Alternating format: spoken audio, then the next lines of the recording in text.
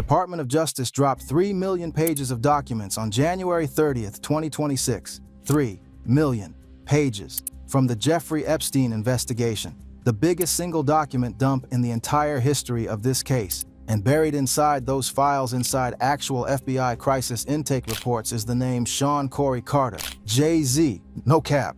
This is not a rumor somebody tweeted. This is not a Reddit thread. This is not a deepfake list that went viral. This is the United States Department of Justice releasing documents under the Epstein Files Transparency Act, a law that Congress passed with bipartisan support and that President Trump signed. And inside those documents, Jay-Z's government name is sitting in an FBI report tied to one of the most horrific criminal investigations in American history. And what has Jay-Z been doing since his name hit those files?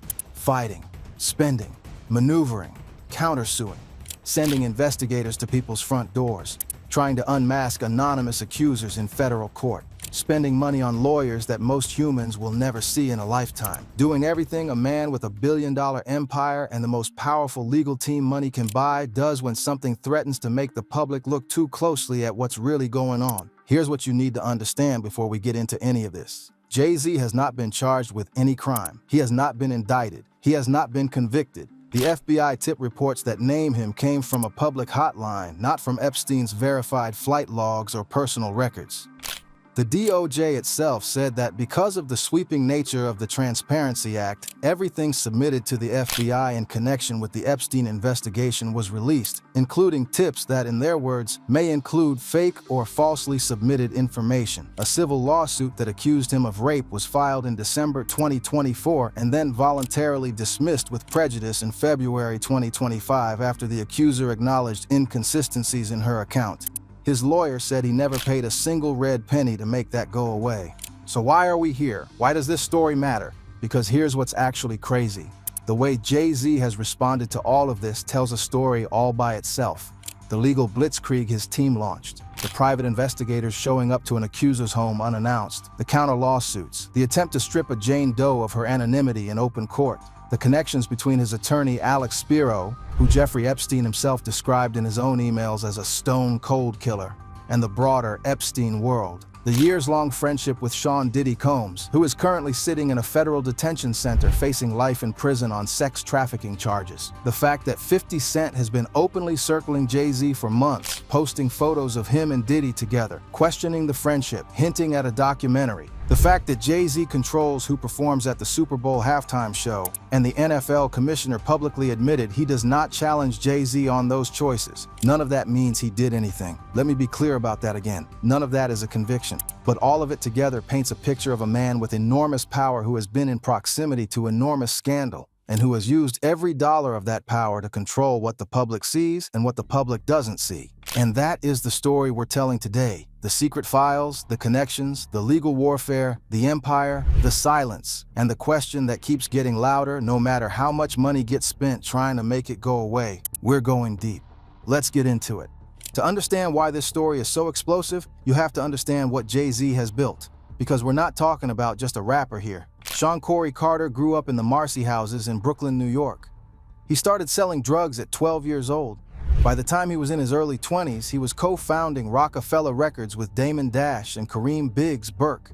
His debut album, Reasonable Doubt, dropped in 1996, the same year one of those FBI tip-line reports alleges he was present at an incident involving Harvey Weinstein. He built that album into a career. That career became an empire. Today, Sean Carter has a net worth estimated at over $2.5 billion. He runs Roc Nation, one of the most powerful entertainment companies on the planet. Roc Nation manages athletes, artists, and executives. It handles Super Bowl halftime show production in partnership with the NFL. Jay-Z has equity stakes in Armand de Brignac Champagne, Douce Cognac, multiple tech companies, and real estate. He is married to Beyoncé Knowles Carter, one of the most famous and beloved human beings on the planet. And he is not just famous, he is structurally powerful in a way that very few people are. He doesn't just have money, he has access. He has institutional relationships. He has lawyers like Alex Spiro, who runs the powerhouse firm Quinn Emanuel and who has represented Elon Musk, Harvey Weinstein accusers, and now Jay-Z. He has the kind of power that allows a person to pick up the phone and change outcomes. And that matters for this story because the Epstein story, the full real Epstein story, is fundamentally a story about what and how long someone can make uncomfortable truths disappear before the dam finally breaks. Jeffrey Epstein ran his operation for decades, while authorities looked the other way, while documents got sealed, while victims got discredited, while the machine of wealth and reputation worked overtime to keep everything quiet. Then he died in 2019 in a federal jail cell, officially ruled a suicide, though that ruling has never fully satisfied the public. And even after his death, the documents stayed sealed for years. Now they're out, 3 million pages worth. And Jay-Z's name is in there. The question isn't just what the files say. The question is, what does a man do when files like that hit? And what does that behavior tell us about what he's really trying to hide, or what he's trying to protect? Let's rewind, back to the beginning, because you cannot understand the Jay-Z piece of this without understanding what the Epstein case actually is. Jeffrey Epstein was a financier, born in Brooklyn, same borough as Jay-Z, interestingly enough. He built a mysterious financial operation that catered exclusively to billionaires. Nobody could fully explain how Epstein made his money. His one publicly named client was Leslie Wexner, the billionaire behind Victoria's Secret. But somehow this man had private jets, a private island in the U.S. Virgin Islands called Little St. James, mansions in New York, Palm Beach, Paris, and New Mexico, and an address book stuffed with the most powerful names on earth: princes, presidents, Nobel laureates, titans of finance, Hollywood executives, Silicon Valley founders. Here's where it gets crazy. Epstein's address book alone had over 1,000 names in it. Bill Clinton, Prince Andrew, Donald Trump, Alan Dershowitz, Michael Bloomberg, Larry Summers, Woody Allen, Naomi Campbell. The list reads like a seating chart for the most exclusive power dinner in history, and that was the whole point. Epstein understood something fundamental about how the world actually works. Access is currency. The ability to put a billionaire hedge fund manager in the same room as a sitting senator, in the same room as a Hollywood producer, in the same room as a European royal, that access has value that money alone can't buy. And Epstein was the broker. What made Epstein truly dangerous wasn't just his wealth. It was what he collected alongside it: information, leverage, dirt, multiple credible sources, including testimony from survivors and former associates, suggest that Epstein ran what was essentially an intelligence-gathering operation, that the cameras installed throughout his properties, including Little St. James, weren't just for security, that powerful men were photographed and filmed doing things they couldn't afford to have made public, that the trafficking operation wasn't just about Epstein's personal appetites, it was also a tool for collecting compromise, for creating dependencies, for building a network of people who had something to lose if they ever turned on him. That is the world we're talking about, not just an abuser, a system. And alongside all of that, Epstein was running a systematic operation to sexually abuse and traffic underage girls. He had a network of associates, the most prominent being Ghislaine Maxwell, British socialite and daughter of media mogul Robert Maxwell, who helped recruit victims, many of them minors. Maxwell didn't just know about the operation, she was central to it. She recruited girls, she groomed them, she participated in abuse. Survivors have described Maxwell as integral to how Epstein's network functioned. She was the one who made the operation look legitimate, who moved in elite social circles and brought women and girls into contact with Epstein under the guise of opportunities, jobs, and connections. The abuse happened at his properties. Girls were trafficked internationally. People in Epstein's orbit knew things they didn't report. And for years, none of it was stopped. Epstein was first arrested in 2008 in Florida. He cut a sweetheart deal with federal prosecutors, a deal so lenient that the prosecutor who arranged it, Alexander Acosta, eventually had to resign from his position as Secretary of Labor when the deal's details became fully public years later. Think about what that deal looked like. Epstein pleaded guilty to 2 state charges of soliciting prostitution. He registered as a sex offender. He served 13 months in county jail, and this is the part that made legal experts gasp. He was allowed to leave jail 6 days a week to go to his private office in Palm Beach for up to 12 hours a day. Work release.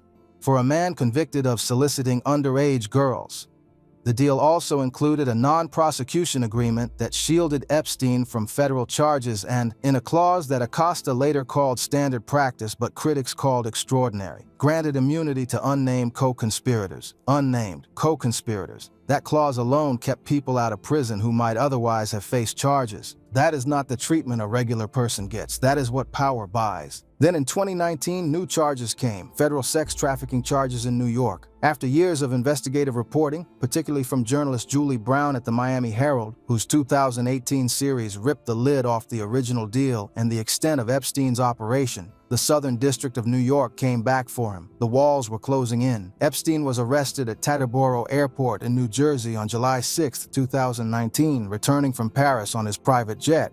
And then, on August 10, 2019, just 36 days after his arrest, Epstein was found dead in his cell at the Metropolitan Correctional Center in Manhattan. The official finding? Suicide by hanging? Except the surveillance cameras in the hallway outside his cell had malfunctioned. The guards who were supposed to check on him every 30 minutes had fallen asleep and falsified their logs. His cellmate had been moved out the day before, leaving him alone. He had been taken off suicide watch despite a previous incident where he was found with injuries to his neck. The medical examiner initially ruled the manner of death pending before changing it to suicide. A pathologist hired by Epstein's family concluded the injuries were more consistent with homicide than suicide. Whether Epstein killed himself or was killed doesn't change what happened to his victims, but it does define the cultural atmosphere around everything that came after, because the feeling that powerful people had something to do with his death, that someone needed him silenced before he could cooperate with prosecutors, before he could name names under oath, that feeling never went away, and it made every document release, every new name, every new revelation feel charged in a way that straight facts alone don't explain.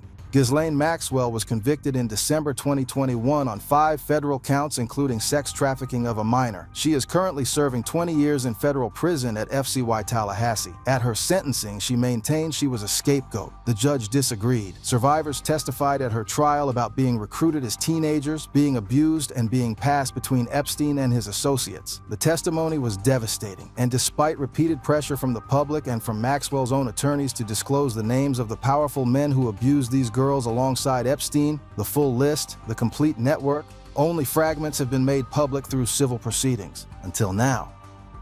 And the documents? For years, the documents from the civil cases tied to Epstein's operation, the depositions, the testimonies, the flight logs, the communications, were sealed.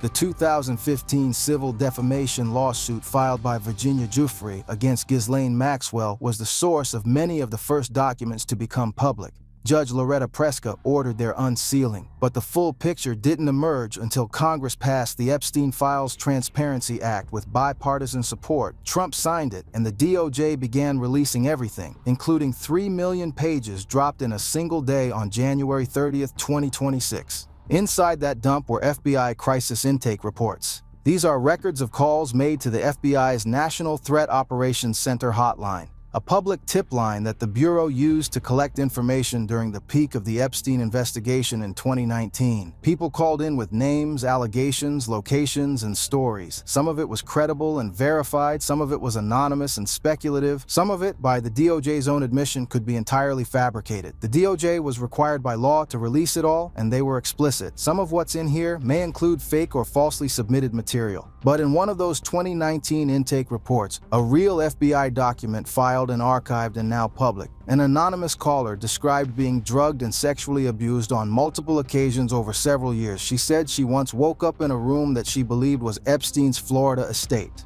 In that room, according to her account, Harvey Weinstein was present and assaulted her, and Jay-Z, Sean Carter, was also in the room. Her memory, the report specifically notes, was clouded because she had been drugged. The alleged incident dates to approximately 1996, the same year Jay-Z released Reasonable Doubt. In a separate intake report from the same 2019 batch, a different anonymous caller named Pusha T, whose government name is Terrence Thornton and who is signed to Jay-Z's Rock Nation label, as one of her handlers in an alleged incident from 2007. The caller described Pusha T as someone who helped establish friendships with the victims. The DOJ has been explicit. These are raw, unverified public tip submissions. Neither allegation led to charges, a formal investigation, or any prosecutorial action against Jay-Z or Pusha T. Jay-Z's name does not appear in Epstein's verified flight logs. His name does not appear in the verified manifests for the Lolita Express, Epstein's private jet, for documented trips to Little St. James or international destinations where the abuse is known to have occurred. When one Beyoncé fan account combed through all 86 instances of Jay-Z's name appearing across the entire 3 million-page file dump, the vast majority were completely unrelated. References to his music, concert ticket purchases, website metadata, nothing connecting him to Epstein's criminal operation. But here's where it gets real. The presence of his name in those files, combined with everything else that was already in motion before those files dropped, set off a chain of events that exposed just how aggressively Jay-Z was going to fight to control this narrative. And that aggression, more than the tip itself, is what people keep coming back to. Before the Epstein file dump even happened, Jay-Z was already in the middle of a legal firestorm, and the way that firestorm started tells you everything about the world he's been moving in. October 2024. Houston attorney Tony Busby is representing dozens of plaintiffs in civil suits against Sean Diddy Combs. Busby is a high-profile, aggressive trial lawyer, the kind who files lawsuits first and asks questions later. And as Diddy's empire is crumbling, as federal investigators are raiding his homes and arresting him on racketeering and sex trafficking charges, Busby is accumulating clients who say they were victimized by Combs and people in his orbit. In November 2024, Busby sends 2 demand letters to Jay-Z's legal team. The letters accuse Jay-Z of raping 2 minors decades ago.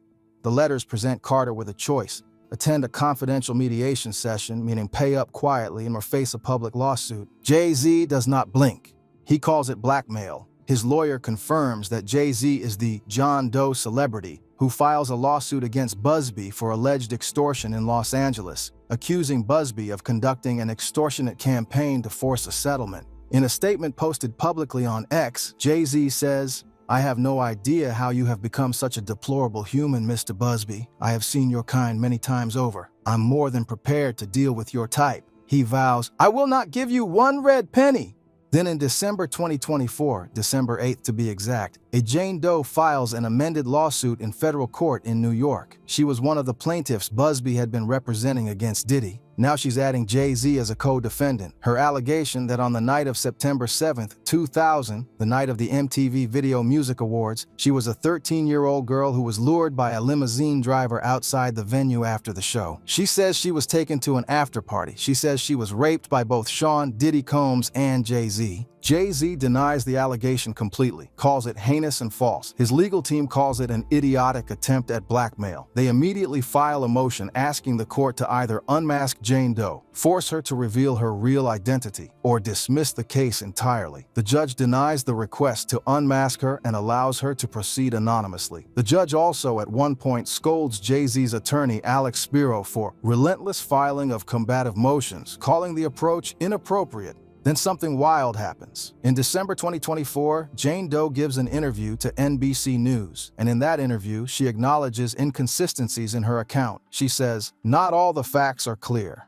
She says, "I have made some mistakes. I may have made a mistake in identifying." She stands by the allegation broadly, but admits her memory of the details has issues. Jay-Z's team jumps on this immediately. They go back to court demanding sanctions against Busby. They allege that Busby's firm actively pressured clients to implicate Jay-Z, that Busby's people were coaching women into naming high-profile targets regardless of whether those targets were actually involved. Jay-Z's lawyer, Alex Spiro, files a declaration alleging that a separate woman, a woman who had nothing to do with Diddy and nothing to do with Jay-Z, reached out to Busby's firm with a trafficking and abuse case, and that Busby's staff asked her, "At what point did you meet Diddy?" even after she told them her case had nothing to do with Combs. According to Jay-Z's team, this woman said she was pressured to implicate others. Busby denies everything. But then, and this is the part that doesn't get talked about enough, Jay-Z's team sends private investigators to Jane Doe's home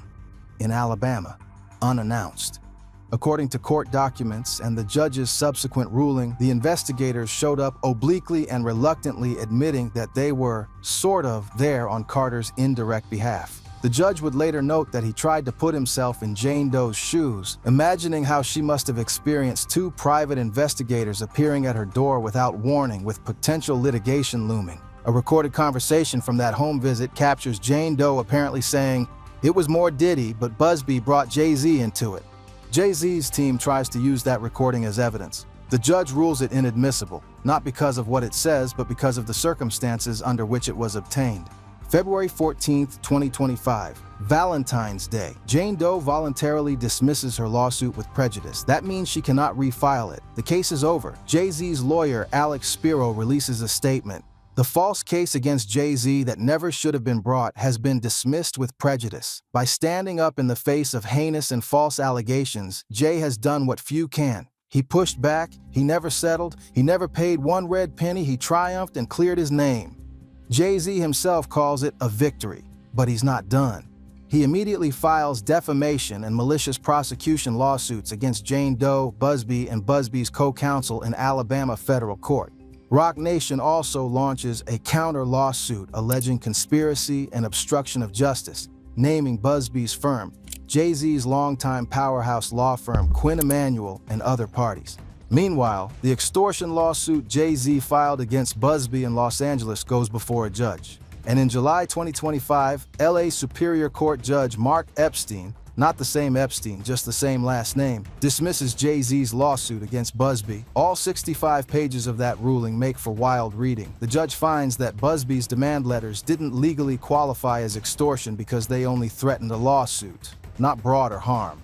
He notes that he would have ruled differently if a key piece of evidence had been admissible, that recorded conversation from Jane Doe's Alabama home, in which she appeared to say Carter hadn't actually assaulted her and that Busby had pushed her to include him as a defendant. But the judge rules that evidence inadmissible because of how Jay-Z's investigators obtained it. The Alabama defamation case remains active as of 2026. The legal war is not over. And then, January 30th, 2026, the DOJ drops 3 million pages of Epstein files, and Jay-Z's name turns up in those FBI tip reports. And 50 Cent starts posting, and the internet starts talking again. And the question that won't die keeps getting louder. Let's talk about Alex Spiro, because this is the part of the story that most coverage skips over, and it's one of the most jaw-dropping details in this entire thing. Alex Spiro is one of the most powerful defense attorneys in America. He has represented Elon Musk, Jay-Z, and a roster of high-profile clients that reads like a who's who of billionaire power. Spiro is aggressive, brilliant, and expensive. Jay-Z paying for Spiro signals that Carter is not playing defense here. He is playing offense at the highest level. But here's the thing. Jeffrey Epstein, the man himself, wrote emails describing Alex Spiro. And in those emails, Epstein called Spiro a stone-cold killer. Those emails are in the Epstein files. Think about what that means. The man who ran the most notorious trafficking and abuse operation in American history, who spent decades cultivating relationships with the most powerful people on earth, who knew how to identify people who could be useful to him. That man knew who Alex Spiro was, knew him well enough to describe him by name, knew him well enough to have an opinion about his skills. That does not mean Spiro did anything wrong. Lawyers represent clients across the spectrum, and a defense attorney being known by a criminal defendant doesn't imply wrongdoing. But the connection exists. It's documented, and Jay-Z's choice to retain the attorney who appears in Epstein's own emails, while Jay-Z's own name is surfacing in Epstein files, is the kind of detail that makes you stop and think. Now let's talk about something that almost nobody is covering the right way. Tony Busby, after Jay-Z's team went to war on him, fired back with his own lawsuit. Busby filed against Roc Nation, Jay-Z's law firm Quinn Emanuel, and another attorney, alleging conspiracy to obstruct justice. Busby alleged that Roc Nation employees impersonated Texas state officials. He alleged that Jay-Z's investigators were showing up to his current clients' homes, not just Jane Doe's, trying to flip them, trying to get them to recant. He alleged barratry, that is, illegally stirring up litigation or interference in legal proceedings. His claim was that Jay-Z's team wasn't just defending against a lawsuit, they were running an active campaign to destabilize his entire legal practice and intimidate anyone who might have information adverse to Carter. Jay-Z's team called all of this false. They called Busby a fraud orchestrating a shakedown. They said his firm was the one manufacturing accusations, coaching vulnerable people into naming high-profile targets regardless of the truth, and using the shadow of the Diddy scandal as cover to go after wealthy men who weren't actually involved in anything. And here's the thing, both things can be partially true simultaneously. Busby's methods have been criticized from multiple directions. He was removed from several Diddy civil cases after it emerged he hadn't properly disclosed that he wasn't admitted to practice in New York federal court. There are legitimate questions about how rigorously his firm vetted claims before filing lawsuits with explosive allegations. The Jane Doe who named Jay-Z went on NBC News and acknowledged inconsistencies in her own account. A transcript of a conversation between her and Jay-Z's investigators captured her apparently saying the assault was more Diddy and that Busby brought Jay-Z into it. Whether that statement was made freely or was the product of coercion from Jay-Z's private investigators showing up at her door is something the court system never fully resolved. The judge ruled the evidence inadmissible based on how it was obtained.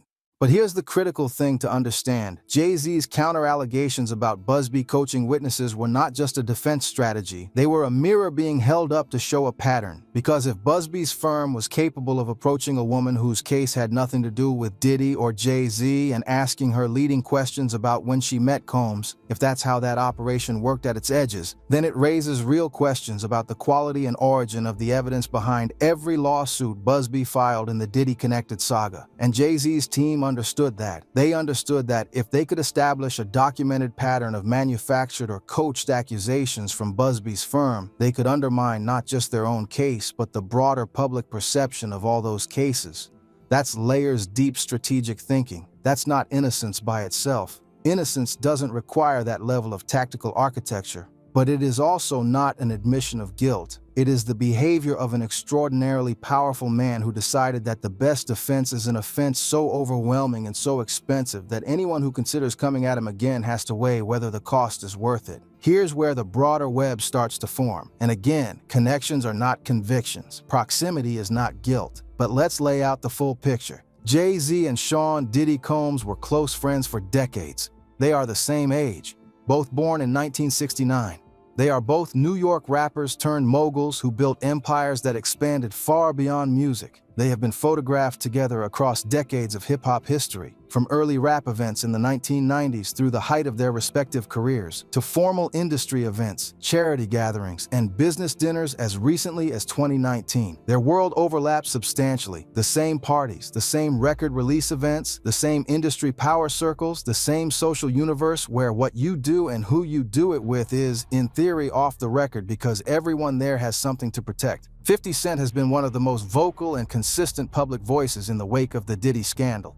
He executive produced Sean Combs' The Reckoning on Netflix, which dropped in December 2025 and became one of the most watched documentary releases of that year. That doc pulled back the curtain on Diddy's alleged crimes, using footage and testimony that Diddy's own legal team tried and failed to stop from airing. And when that documentary landed, 50 Cent didn't stop there. He started posting photos of Jay-Z and Diddy together, a collage spanning years of their friendship set to Just the Two of Us by Bill Withers. "Friends till the end, Jay, you still there?" he captioned it. That post hit different because of what 50 Cent had just done. This is the man who helped move the cultural conversation on Diddy before the federal charges, who used Instagram as a weapon more effectively than most people use courtrooms. When he turned his attention toward Jay-Z, even obliquely, the implication was clear. And when fans started asking whether a Jay-Z documentary was coming next, 50 Cent liked those comments without denying it. Jay-Z has not publicly responded to 50 Cent, not once. On the Busby lawsuit, he fired back instantly and loudly. On the Epstein file drop, his representatives made public statements. On 50 Cent circling him on social media with pointed references to his Diddy friendship, Jay-Z has stayed silent. That silence is its own kind of statement. Whether it means he doesn't consider 50 a serious threat, or whether it means he's been advised by lawyers not to engage, or whether it means something else entirely, only he knows. But the contrast between how aggressively he responded to a civil lawsuit and how quietly he sat on 50 Cent's public trolling is something people notice. Diddy and Jay-Z aren't just friends who happen to be photographed together. They have a shared cultural history that goes back to the formative years of hip-hop's commercial explosion. In the late 1990s and early 2000s, they were the two biggest moguls in the genre, one running Bad Boy Records out of New York, one building Rockefeller and then Roc Nation. Their names were synonymous with power in hip-hop. When a civil lawsuit accused both men simultaneously of the same incident at the same after-party in 2000, the fact that they were named together wasn't random. It reflected how their social worlds intersected in that era. And now, Diddy is in a federal detention center in Brooklyn. He has been denied bail 3 times. He was indicted on charges of racketeering, conspiracy, sex trafficking, and transportation to engage in prostitution. His trial began in 2025, and testimony from witnesses has described a world of private parties, coerced participation, and systematic abuse protected by money, lawyers, and the culture of silence that surrounded his operation for decades. He has pleaded not guilty to all charges. Jay-Z's name is not on Diddy's federal indictment. He has not been called as a witness. He is not a named co-conspirator in the federal case. But he is connected to that world by decades of friendship and by the civil lawsuit that briefly grouped them as co-defendants before being dismissed. And the question that 50 Cent keeps asking publicly, even without ever making a direct accusation, is whether Jay-Z's proximity to that world is as innocent as his lawyers insist. Then there's the Roc Nation racketeering case. An entity called T.A. Dixon brought allegations against Roc Nation, including claims of money laundering. The case involves attorney Joe Tacopina, who is also representing ASAP Rocky in a separate matter, working alongside Alex Spiro. Tacopina has appeared as a recurring guest on a show hosted by Harvey Levin at TMZ. Harvey Levin, for the record, is mentioned by name in the Epstein files, described in documents as Epstein's good friend. Mark Garagos, who has been Diddy's longtime attorney, operates in the same media legal ecosystem. None of these connections mean anything by themselves, but taken together, they sketch out a world where the most powerful figures in entertainment, media, and law all know the same people, share the same dinner tables, and use the same mechanisms to protect each other when the heat comes. Let's break down what the Epstein files actually say about Jay-Z, because this is where a lot of coverage has been either sloppy or deliberately misleading, and you deserve the real breakdown. The DOJ's January 30th, 2026 dump was the largest single release in the Epstein case's history.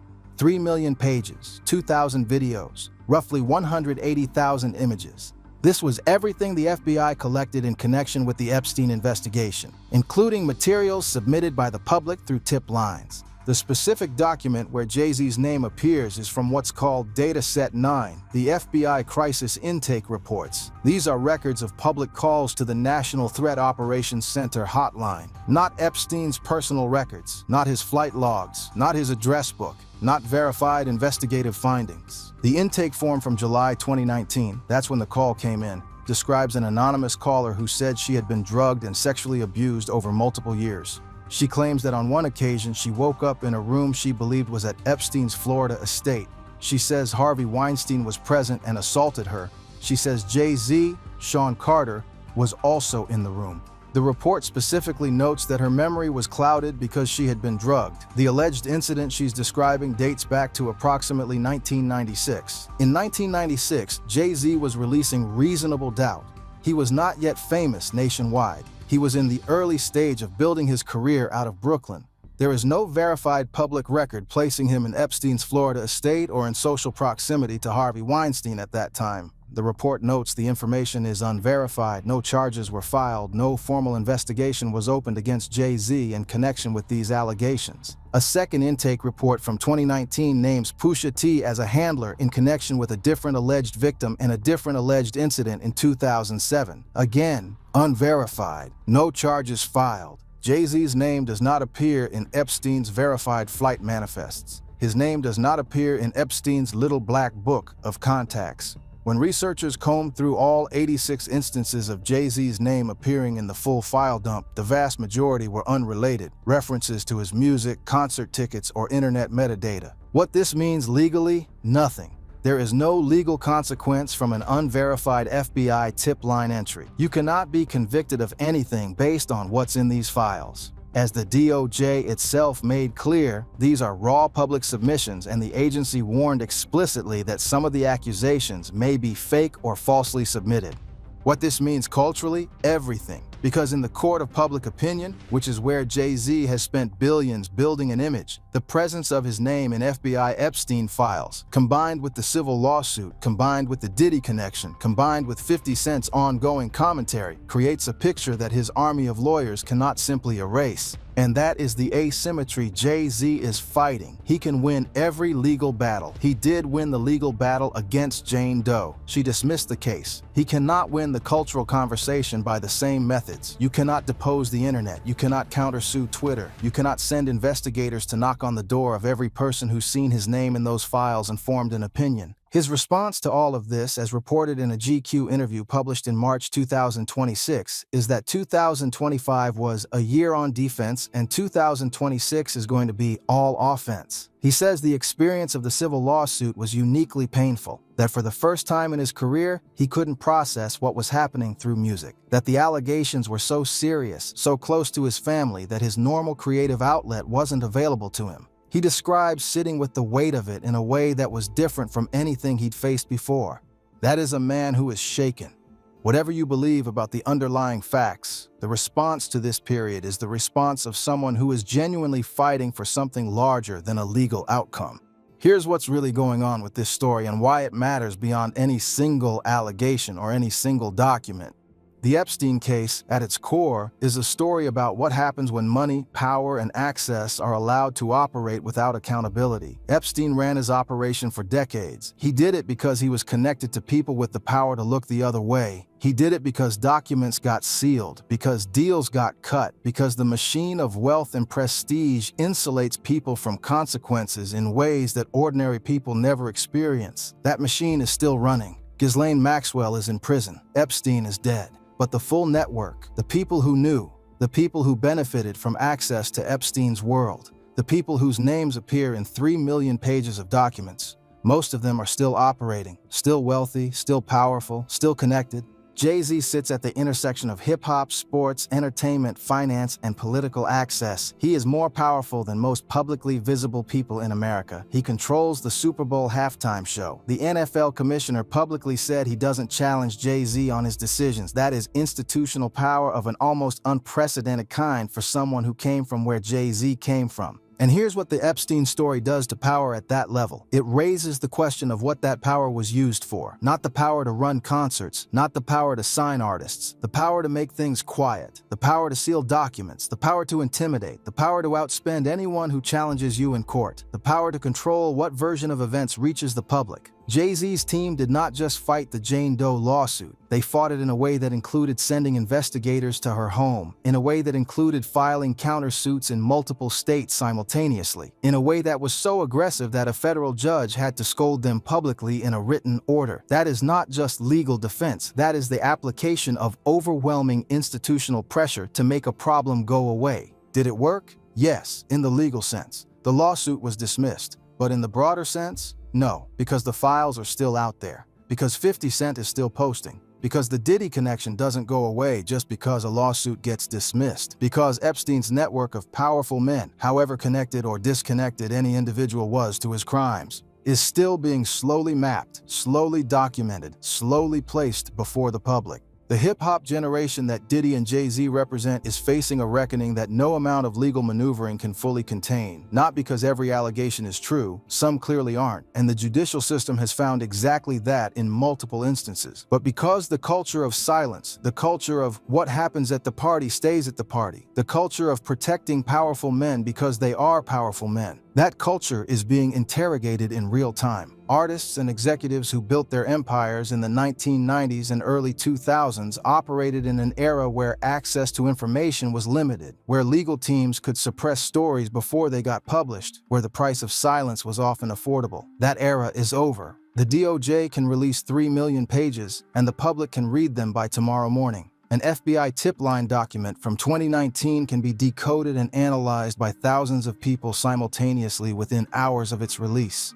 The machine that protected power doesn't work the same way anymore. And for Jay-Z specifically, a man who has always prided himself on being the smartest person in the room, the most strategic thinker in hip-hop, the one who plays chess while others play checkers, the current situation represents something he may not have a playbook for. You can outmaneuver Tony Busby in court. You cannot outmaneuver 3 million pages. You cannot outlitigate the FBI's own archived tip reports. You cannot sue your way to innocence in the public consciousness. What Jay-Z can do, and what he appears to be trying to do in 2026, is go on offense culturally. The GQ interview, the Roots picnic headlining slot, the music that may be coming. He's trying to reframe the narrative from man under siege to man who survived a political hit job and came out stronger. And he's not wrong that some of what happened to him was, by any objective legal analysis, baseless. The Jane Doe lawsuit was dismissed. The Epstein tip was from an anonymous, unverified public call. Those are facts.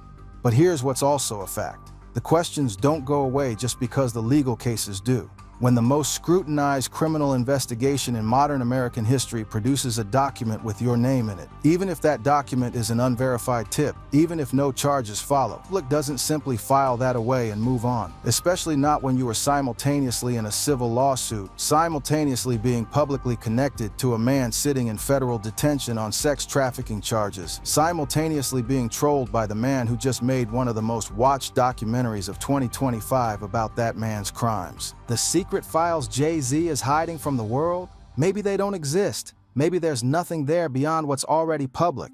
Unverified tips, dismissed lawsuits, old friendships that look uncomfortable in retrospect. That is entirely possible. Let me say that clearly. It is entirely possible that Jay-Z is exactly what his lawyers say he is. A man who was targeted by bad faith actors, who fought back successfully, and who has nothing to hide because there is nothing to find. But the way a man fights reveals something about him, and the fight Jay-Z has put up, the money spent, the investigators deployed, the counter lawsuits filed, the public statements made, the aggressive unmasking attempts in federal court, that level of response to allegations that were, legally speaking, fairly weak, raises a question that is not yet answered. What is he protecting?